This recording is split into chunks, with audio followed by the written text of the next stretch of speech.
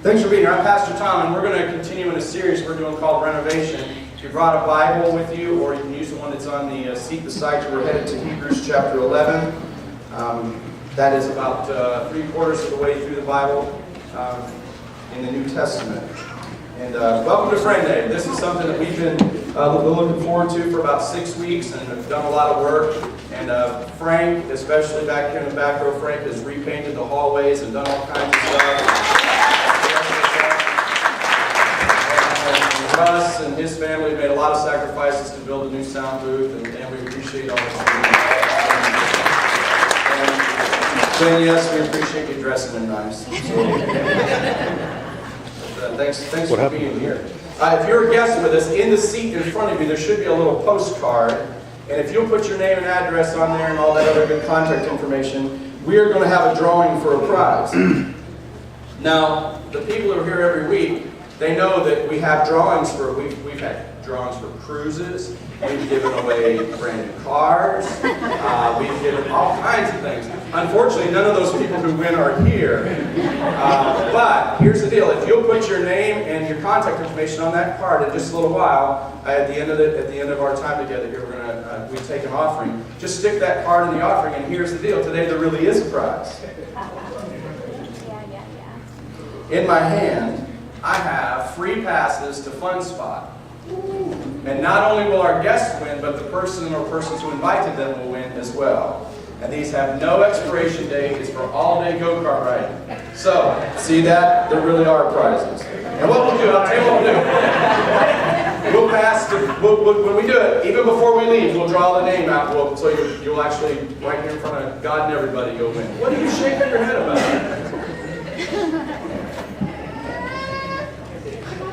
It's funny, okay. Well, I was going to give away free oil changes, but I don't know how to change oil, so.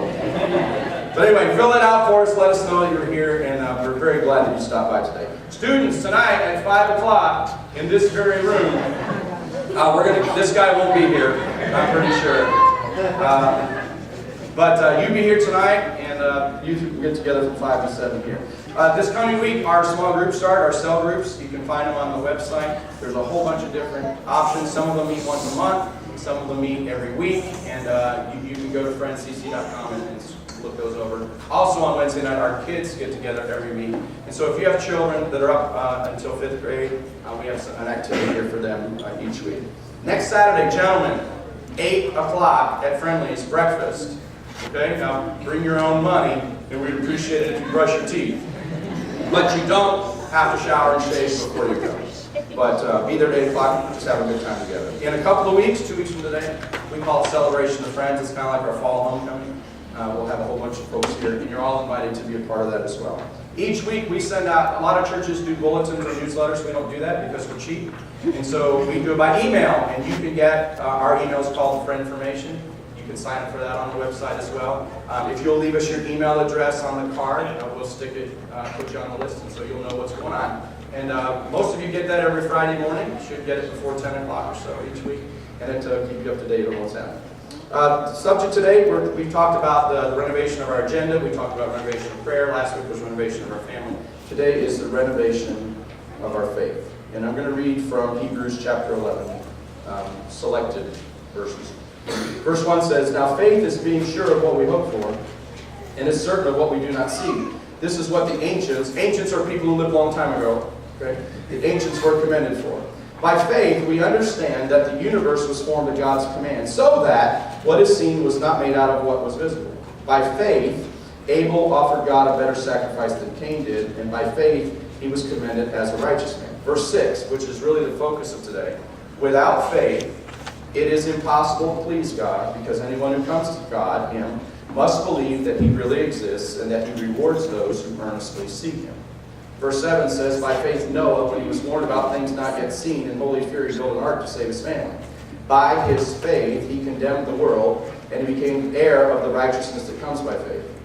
By faith Abraham, when called to go to a place he would later receive as his inheritance, he obeyed and went, even though he didn't know where he was going.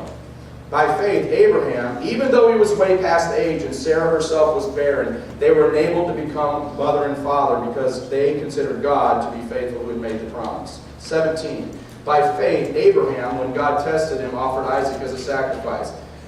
He who had received the promises was about to sacrifice his one and only son. Verse 19 said, Abraham reasoned that God could raise the dead, and figuratively speaking, he did receive Isaac back from death. The next several verses start, by faith Isaac, by faith Jacob, by faith Joseph, by faith Moses, 24. By faith Moses, when he had grown up, refused to be known as the son of Pharaoh's daughter. He chose to be mistreated along with the people of God rather to enjoy the pleasures of sin for a short time. 29. By faith, the people passed through the Red Sea as on dry land. But when the Egyptians tried to do this, they were drowned.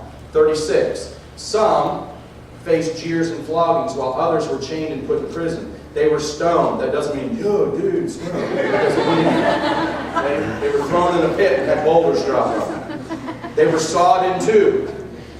They were put to death by the sword. They went about in sheepskins and goatskins. The early Christians, when they were captured, they would take animal skins and they would put them on them like clothing, and then they would set them loose in the wild so that the wild animals, the lions and the bears and the wolves, would attack them and eat them alive.